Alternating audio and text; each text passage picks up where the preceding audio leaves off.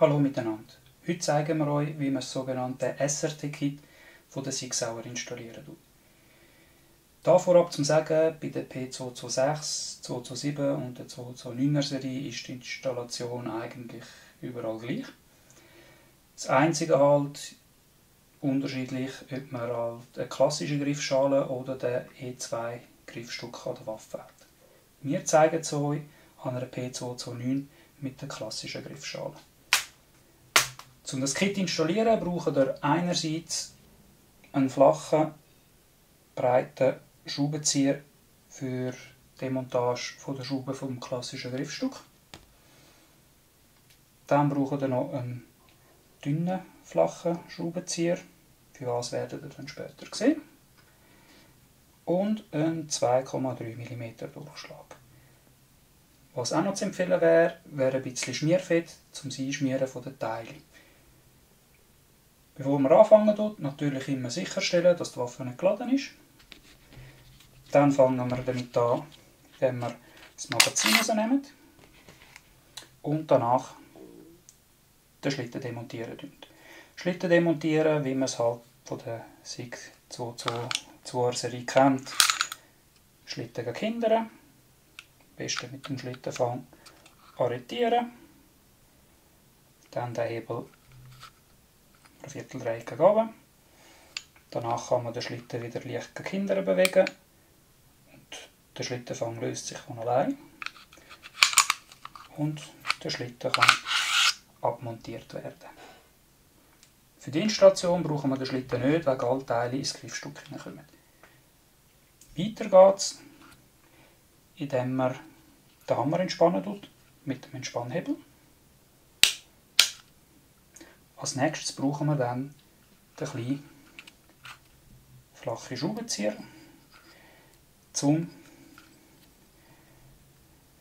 diese Feder hier hinten zu lösen. Da tut man einfach einfädeln und schiebt sie auf die Seite, bis es klickt. Das macht einfach nachher die ganze Demontage einfacher. Als nächstes entfernen wir das rechte Griffstück vom Griff.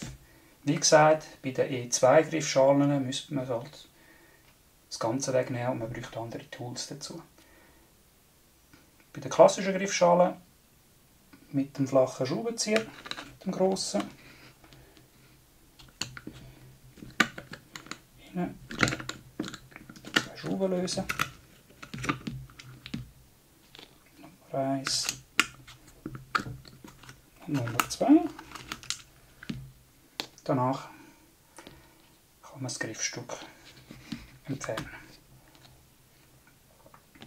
Als nächstes nehmen wir die Federn raus. Das geht am besten, indem man sie einerseits halt von der einen Seite heben tut, dass sie nicht wegspicken tut. Und dann muss man sie da vorsichtig gegen oben drücken und ausfädeln. So. Mir ist jetzt das Ganze gerade fast entgegengespickt. Am besten nimmt man die auch gerade komplett raus, damit man sie nicht verlieren tut. Jetzt drücken wir den Pin raus. Da einfach wichtig zu sagen, der Pin hebt halt die Federn von vorne und den Sier und alles zusammen. Einfach aufpassen, dass es nicht rausgeht, dass man nicht verlieren tut. Drücken wir einfach durch. So. Den Stift natürlich nicht verlieren, den brauchen wir nachher auch wieder. Und jetzt nehmen wir am besten zuerst die Federn da gerade, dass man sie nicht verlieren tut. Heben wir die schnell. Nehmen den Durchschlag raus. So, die brauchen wir nachher auch nochmal. Und jetzt haben wir da noch die restlichen Teile drin. Den Safety Lever kann man eigentlich am besten ein bisschen gegen oben schieben. Dann ein bisschen vorsichtig rausziehen. Den brauchen wir jetzt nicht mehr. Den können wir wegtun. Der Sear geht meistens von allein raus und abverkehrt. So. Den brauchen wir auch nicht mehr. Da einfach aufpassen, der Ejector, der liegt halt jetzt lose drin, geht ab und zu auch gerne raus. Den brauchen wir aber natürlich einfach immer schauen, dass er schön drin sitzt. Jetzt bauen wir die neuen Teile ein. Wie gesagt, am besten zuerst ein bisschen mit dem Schmierfett einfetten, dass es nicht so kratzen tut. Wir empfehlen das Battleborn von Breakthrough sehr gut gern oder das Universal Oil von Wilson Combat. Entschuldigung. Der ist ein bisschen tricky zum Reintun, aber eigentlich geht schon mit ein bisschen Feingefühl. Ein bisschen schwerer, wenn man gleichzeitig halt noch filmen tut. Geht am einfachsten, wenn man da auf der einen Seite da mit dem Finger reingeht, als Stütze. Und der dann da von oben das einfädeln tut. Und dann einfach in Position schieben tut. Wie gesagt, wenn man gleichzeitig am Filmen tut, ist das nicht so einfach, wie wenn man wirklich die Hand frei hat, nur um das so zu machen. So.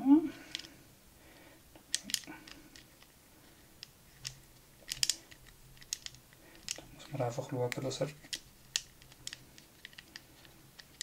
oben in Position kommt. So. Dass er bündig ist mit dem Loch. Dann nehmen wir den Safety Lever, den auch am besten leicht einfetten zuerst. Der kommt da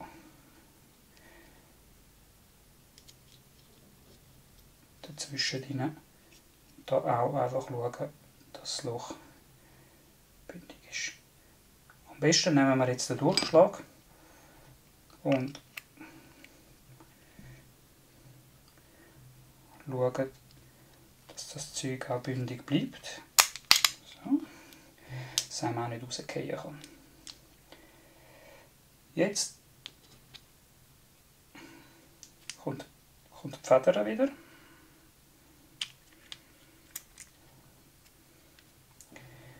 Die kann man eigentlich nicht falsch rein tun, die geht nur, ja, egal wie man sie rein tut, sie bleibt immer gleich drin. Kann man eigentlich jetzt den Durchschlag wieder ein bisschen rausziehen. So. Dann die Federn einlegen, den Durchschlag wieder durchdrücken, dass das Zeug wieder am Ort und Stelle ist. Wenn das Zeug nicht ganz schön mit den Löchern übereinstimmt, muss man mit dem Durchschlag das ein bisschen zurechtdrücken. Als nächstes kommt der Stift hier auf der Seite wieder rein. Da am besten schaffen wir auch mit Gegendruck, indem wir den Durchschlag durchdrücken und den Stift wieder reindrücken. Falls da eben auch nicht ein bisschen haken tut, dann ist das Zeug nicht schön in Position, muss man mit dem Durchschlag ein bisschen drücken, dass es am richtigen Ort ist. Da ist wichtig zu achten, dass der Stift ein bisschen vertieft drin muss sein, und zwar auf beiden Seiten etwa gleich. Man darf ja nicht auf der Seite raus schauen, weil sonst harzt das natürlich mit der Bewegung vom Schlitten. Das geschafft. Nimmt man jetzt am besten den breiten Schraubenzieher und tun die Federn da wieder einfädeln. Einfach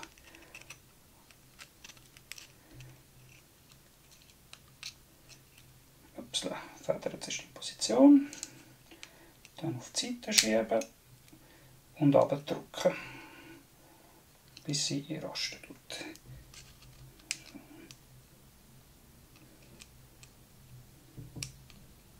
So. Dann schauen,